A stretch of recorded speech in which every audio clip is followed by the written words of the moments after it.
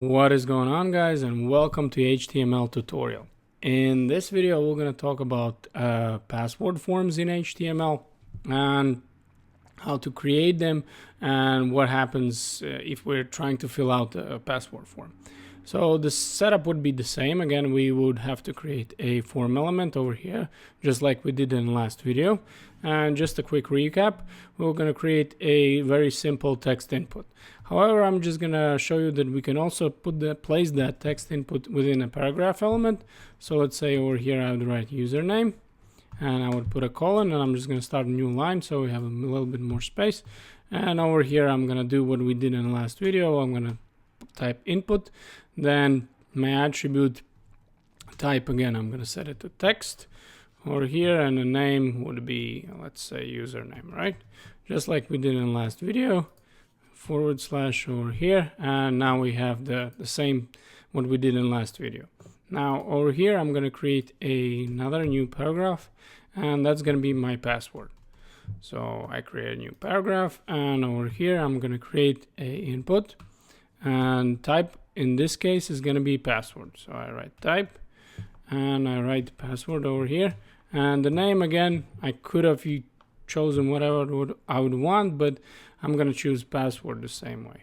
So I have password, and over here in a paragraph I would have to say password.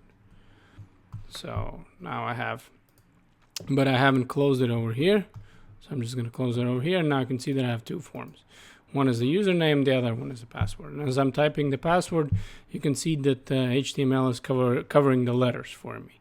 So that's what's happening once we have created a HTML password element. Now another attribute that we could create is actually called max length attribute, which actually limits the actual letters that we could, let's say, use in our forms. Okay.